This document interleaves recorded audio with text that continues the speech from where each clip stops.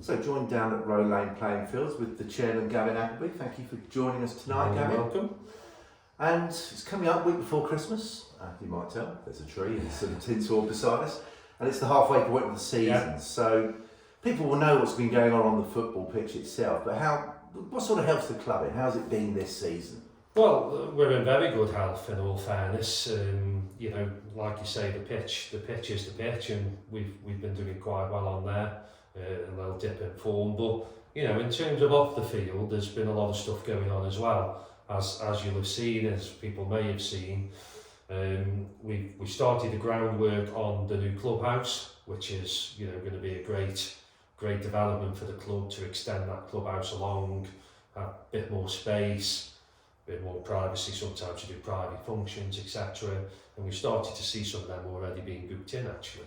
So that's really good. So that's on the way, and we're hoping for completion around March on that. So ready to kick in really from next season, which continues the theme of all the developments we've done over the last few years on improving the facilities. Obviously we've got the thriving youth section here at Row Lane, and that's just going from strength to strength. Many junior teams, and this year we've seen the emergence of the ladies team, and they've done ever so well in the FA Cup, and they've gone on and got the furthest that anybody's ever got in terms of for Newcastle Town and the women's side of things. So that's really good. All the girls teams coming up underneath that now, so getting a real good structure underneath. Obviously one is the flagship with the first team. So yeah, there's been lots going on.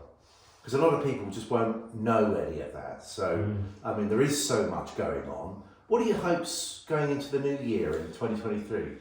Well, I think, from our side, it's to continue to develop, behind the scenes, and to make sure that infrastructure's there for everybody to come and enjoy the facilities. And we've got some really top class facilities. So I think for us, it's a case of, Robin's doing the job he's doing on the pitch, that's great.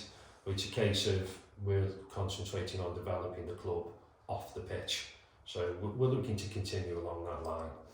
And just to carry on that development theme, Gavin, bringing these sort of facilities into play and having this, which is really impressive for the level that the club is. If you look at clubs in that league, in our league comparatively, it can only help to improve more young players coming through all the time as well. So I'm sure you're seeing some of that benefit already too. Well, we are. I mean, we've seen it with the first team, of course, because there's young lads in there who've come through our system, such as Will Lloyd and players like that. And I mean, we've got nearly 600 kids playing football every weekend here, and that's a lot of kids to be coaching and to be working with, and the community benefits of that are huge, as we all know. Well, Gavin, thank you very much for your time. We'll be making this a monthly thing, checking in to see how things are. But once again, Merry Christmas and Happy New Year. All the best.